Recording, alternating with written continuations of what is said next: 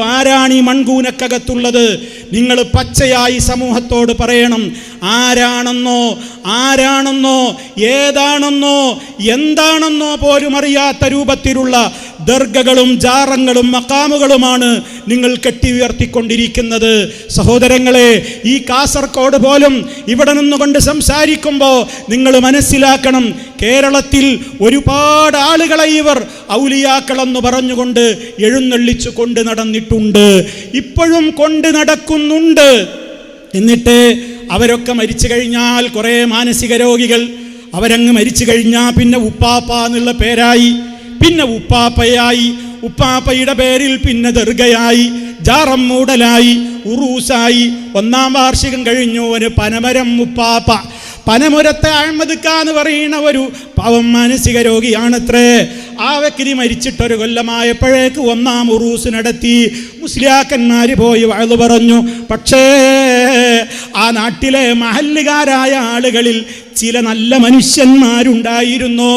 അവർക്ക് ഇതൊക്കെ മനസ്സിലായി, എന്ത് ഇയാളെ ഒന്നും വലിയാക്കാൻ പറ്റൂല, കാരണം ജീവിതത്തിൽ നിസ്കരിക്കുന്നത് ഞങ്ങൾ കണ്ടിട്ടില്ല. അതുകൊണ്ട് ഈ ഉപ്പാപ്പ എന്നുള്ള പേരിലുള്ള ഈ ജാറം ഇത് ശരിയല്ല, അവിടുത്തെ ഉറൂസുമായിട്ട് ഞങ്ങൾക്ക് ബന്ധമില്ല എന്ന് 2 സമസ്തക്കാരും അതാ വയനാട് ജില്ലയിൽ വെച്ച് അവരതാ പ്രസ്താവന പുറപ്പെടുവിച്ചിരിക്കുന്നു. അൽഹംദുലില്ലാഹ് എന്ന് ഞങ്ങൾ പറയുന്നു. പക്ഷേ ഇപ്പോഴും ഞങ്ങൾക്കൊരു പേടിയുണ്ട്. ഇപ്പം തൽക്കാലം അതങ്ങ് സ്റ്റോപ്പ് ചെയ്തിട്ട് ഒരു 2 കൊല്ലമാകുമ്പോഴേക്ക് പനമരം മുപ്പാപ്പാനെ പിന്നെയും ഹയാത്താക്കും. അവിടെ ഉറൂസ് പൊടിപൊടിക്കും, അവിടെ ജാറമിങ്ങനെ കുശാലായി വളരും. പനമരം മുപ്പാപ്പാക്ക് അഡ്രസ്സില്ല എന്ന് പറയുന്നത് ആരാ? സ്വർഗത്തിൻ്റെ നടുക്കണ്ടങ്ങളായ ജിഫിരി മുത്തുക്കോയയുടെ വയനാട് ജില്ല, അതുപോലെ തന്നെ മറ്റേ സമസ്തയുടെ വയനാട് ജില്ല. അവർ പറയുന്നത് പനമരം ഉപ്പാപ്പാവ് ശരിയല്ല. ചോദിക്കട്ടെ, നിങ്ങളോട് ചോദിക്കട്ടെ സമസ്തക്കാരെ, പനമരം ഉപ്പാപ്പാക്ക് എന്താ കുഴപ്പം? മടവൂരിനില്ലാത്ത കുഴപ്പം എന്താ പനമരം ഉപ്പാപ്പാക്കുള്ളത്? നിങ്ങളുടെ കേരളത്തിലെ ഒരുപാട് ഉറൂസ് നടക്കുന്ന ജാറങ്ങളും ദർഗകളും ഉണ്ട്. അവിടെയൊക്കെ കിടക്കുന്ന ആളുകളുടെ ചരിത്രമൊന്ന് വെളിച്ചത്ത് പറയാമോ നിങ്ങൾക്ക്? അവർക്കൊന്നും ഇല്ലാത്ത എന്ത് തകരാറാ പനമരത്തെ ആ പാവം അഹമ്മദ് ഖാക്ക് ഉള്ളത്? അതുകൊണ്ട് നിങ്ങൾ അതുമാത്രം ശരിയല്ല എന്ന് പറയുന്നത് നിങ്ങൾ തമ്മിലുള്ള ചില രാഷ്ട്രീയ കളികൾ മാത്രമാണ് എന്നാണ് ഞാൻ മനസ്സിലാക്കുന്നത്. കാരണം നിങ്ങൾക്ക് 2 കൂട്ടർക്കും ആ ജാറം കിട്ടിയില്ല, അതാ പ്രശ്നം. നിങ്ങൾക്ക് 2 കൂട്ടർക്കും കിട്ടാതെ ഒരു വ്യക്തി ഉമ്മർ സാഹിബ് എന്ന് പറയുന്ന ഒരാൾ അയാളുടെ പ്രൈവറ്റ് പ്രോപ്പർട്ടി ആക്കിയിട്ടാണ് അത് നിലനിർത്തുന്നത്. അപ്പം പിന്നെ കാശും വരുമാനവും നമ്മൻ്റെ പോക്കറ്റിലേക്ക് വരൂല. അപ്പം 2 സമസ്തയും പ്രഖ്യാപിച്ചു ഞങ്ങളുമായിട്ട് ബന്ധമൊന്നുമില്ല, പനമര ഉപ്പാപ്പ ശരിയായ ഉപ്പാപ്പയൊന്നുമല്ല, അയാൾ ഔലിയൊന്നുമല്ല, അവിടെ ഉറൂസ് നടത്താൻ പാടില്ല, ഞങ്ങൾ ബന്ധമല്ല. നിങ്ങൾക്ക് നല്ല കുശിയും അതുപോലെ തന്നെ നിങ്ങൾക്ക് നല്ല കോളും പണവുമൊക്കെ കിട്ടുമെങ്കിൽ ആരും നിങ്ങൾക്ക് ഔലിയപ്പാപ്പയാണ്. നിങ്ങൾക്ക് കാര്യമല്ലേ അയാൾ ഉപ്പാപ്പയല്ല, അയാൾ ഔലിയല്ല എന്നാണ്. എന്നാൽ കാസർഗോട്ടുകാരെ, നിങ്ങൾക്കറിയാമോ, ഇവിടെ പ്രായമുള്ള ആളുകൾ ഉണ്ടാവുമല്ലോ, ചരിത്രം അറിയാവുന്ന ആളുകളില്ലേ? 1963 ഇവിടെ 63 വരെ കാസർഗോഡിൻ്റെ പരിസര പ്രദേശങ്ങളിൽ ജീവിച്ച ഒരു വ്യക്തിത്വമായിരുന്നില്ലേ നെല്ലിക്കുന്ന് തങ്ങളുപ്പാപ്പ എന്ന് പറയുന്നയാൾ?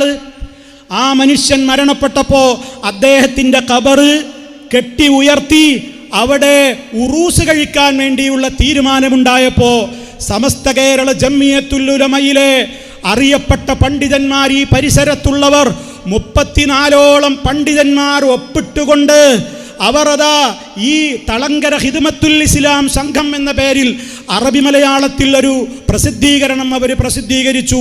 ആ അറബി മലയാളത്തിലുള്ള പ്രസിദ്ധീകരണം അതിൽ നമുക്ക് കാണാം. ആ പുസ്തകത്തിൻ്റെ പേരെന്താണെന്നറിയോ? തഹ്ദീറുൽ ഇഖ്വാൻ അൻ ഇഗ്വാഇ ശൈത്താൻ. എന്താ ഇതിൻ്റെ അർത്ഥം? സഹോദരങ്ങൾക്കുള്ള കനത്ത മുന്നറിയിപ്പ്. എന്തിനെക്കുറിച്ചുള്ള മുന്നറിയിപ്പ്? അൻ ഇഗ്വാഇ ശൈത്താൻ. ശൈത്താൻ ജനങ്ങളെ പഴപ്പിക്കുന്നതിൽ നിന്ന് ഇതാ ജനങ്ങളെ, സഹോദരങ്ങളെ, നിങ്ങൾക്കിത് മുന്നറിയിപ്പ് നൽകുന്നു എന്ന് പറഞ്ഞുകൊണ്ട് തളങ്കര ഹിദ്മത്തുൽ ഇസ്ലാം സംഘം എന്ന പേരിലുള്ള ഒരു ടീം കേരളത്തിലെ അറിയപ്പെടുന്ന സമസ്തയുടെ ആലിമീങ്ങൾക്ക് അവർ അതാ ഫത്വ ചോദിച്ചുകൊണ്ട് 7 ചോദ്യങ്ങൾ ചോദിച്ചുകൊണ്ട് ഒരു കത്തെഴുതിയിരിക്കുകയാണ്. പുസ്തകത്തിൻ്റെ പേരും കൊല്ലൊക്കെ പറഞ്ഞുതരാ. തഹദീറുൽ ഇഖ്വാൻ അൻ ഇഗ്വാഇ ശൈത്താൻ. ആരാ പ്രസിദ്ധീകരിച്ചത്? കാസർഗോഡ് തളങ്കര ഖിദ്മത്തുൽ ഇസ്ലാം സംഘം പ്രസിദ്ധീകരിച്ച ഗ്രന്ഥം. ഇനി അതിൻ്റെ മുഖവുര, മുഖദ്ദിമ, അതിലെന്താ കാണുന്നത്? ചില വ്യക്തികളെ ശരിക്ക് ശ്രദ്ധിച്ചോളണം. നെല്ലിക്കുന്നുപ്പാപ്പാനെ കുറിച്ചാ പറയുന്നത്, ഞാൻ പറയുന്നതല്ല. കാരണം എനിക്കിതറിയൂല, പക്ഷേ ജീവിക്കുന്ന രേഖയാണ്, നിങ്ങളോട് സംസാരിക്കുകയാണ്. എന്താണ് പറയുന്നത്? ഇവിടെയുള്ള തളങ്കരയിലുള്ള പഴയകാല സമസ്തയുടെ ആളുകൾ എഴുതി ചോദിച്ച ചോദ്യമാണ്. ചില വ്യക്തികളെ അവരുടെ ജീവിതകാലത്തും മരണശേഷവും വലിയുല്ലാഹി എന്ന് വിളിച്ചും മറ്റുള്ളവരുടെ ഇടയിൽ ചില കള്ളപ്രചരണങ്ങൾ നടത്തി അവരെ കൊണ്ട് വിളിപ്പിച്ചും അതിൽ നിന്ന് മുതലെടുക്കുന്നത് കണ്ടുവരുന്നത് ഒരു പരമാർത്ഥം മാത്രമാണ്. അങ്ങനെ അതിനെ സംബന്ധിച്ച് 1963 ഓഗസ്റ്റ് 1 തീയതി ഖിദ്മത്തുൽ ഇസ്ലാം സംഘം തളങ്കര എന്ന പേരിൽ ഒരു കമ്മിറ്റി സ്ഥാപിക്കുകയുണ്ടായി. കേരളത്തിലെ സുപ്രസിദ്ധ മതപണ്ഡിതന്മാരെ സമീപിക്കുകയുണ്ടായി. ഇതിൻ്റെ ആമുഖത്തിൽ നിന്നാണ് ഞാൻ വായിക്കണം കേട്ടോ. എന്നിട്ട് അതിൽ അവസാനം പറയുന്ന ആമുഖത്തിൽ, ഈ ഗ്രന്ഥത്തിൽ ഫത്വ നൽകിയിട്ടുള്ള മഹാന്മാരായ മുഫ്തികൾക്കും ഒപ്പുവെച്ച പണ്ഡിതന്മാർക്കും മറ്റെല്ലാവർക്കും അല്ലാഹു വലിയ പ്രതിഫലം നൽകട്ടെ എന്ന ആശയം പറഞ്ഞിട്ട് എന്ന് ഖിദ്മത്തുൽ ഇസ്ലാം സംഘം തളങ്കര കാസർഗോഡ് സെക്രട്ടറി ഖിദ്മത്തുൽ ഇസ്ലാം സംഘം ഡേറ്റ് 12/3/64 1964. ഞാനൊക്കെ ഈ ഭൂമിയിലേക്ക് വരുന്നതിൻ്റെ മുമ്പുള്ള പുസ്തകത്തിൽ നിന്നായി വായിക്കണത്. എന്ന് മുമ്പുള്ള പുസ്തകത്തിൽ നിന്നാണ് ഈ വായിക്കണത്. നിങ്ങൾ മനസ്സിലാക്കണം എന്താ ഒരു ആവശ്യം, എന്താണ് അവർ ചോദിക്കാൻ കാരണം, ശരിക്ക് പഠിച്ചു വെച്ചോ, കേട്ടോളൂ. എന്നാൽ ഈയിടെ ഒരു കൊല്ലത്തിന് മുമ്പ് നെല്ലിക്കുന്ന് ജുമഅത്ത് പള്ളി ഖബർസ്ഥാനിൽ മറയടക്കം ചെയ്യപ്പെട്ട ഉപ്പാപ്പ എന്ന പേരിൽ അറിയപ്പെടുന്ന ആളുടെ ഹയാത്ത് കാലത്ത് കാണപ്പെട്ടിരുന്ന സ്ഥിതിഗതികളെ സംബന്ധിച്ചും മരണശേഷം ഖബറുങ്ങൾ നടന്നു കാണുന്ന അനീതിയായ കർമ്മങ്ങളെ സംബന്ധിച്ചും ഇന്ന് കേരളത്തിലുള്ള പണ്ഡിത ശിരോമണികളായ ഉലമാക്കളോട് ഞങ്ങൾ എഴുതി ചോദിച്ച ചോദ്യങ്ങളും അവരിൽ നിന്ന് ഞങ്ങൾക്ക് ലഭിച്ചതായ ഫത്വകളുമാണ് താഴെ ചേർക്കുന്നത്.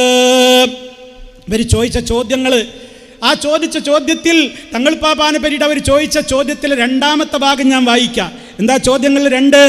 ശരീഅത്തിന്റെ വിധികളെ അനുഷ്ഠിക്കാതെ, അതായത് നമസ്കരിക്കാതിരിക്കുക, നോമ്പ് പിടിക്കാതിരിക്കുക, നോമ്പ് നോറ്റവരെ കൊണ്ട് മുറിപ്പിക്കുക, അന്യ സ്ത്രീകളെ കൊണ്ട് കാലി തടകിക്കൽ പോലുള്ള വേലകൾ ചെയ്യിപ്പിക്കുക, പല ഹറാമായ ജോലികളിലും പ്രവേശിക്കുന്ന തെമ്മാടികളുമായി സഹകരിക്കുക, അവർക്ക് ഷീട്ട് കളിക്ക് നമ്പർ പറഞ്ഞു കൊടുക്കുക, ഇത്തരം പല തെറ്റുകളും ചെയ്ത് കാണപ്പെടുന്ന ഒരാൾക്ക് വലിയുല്ലാഹി എന്ന് പറയാമോ?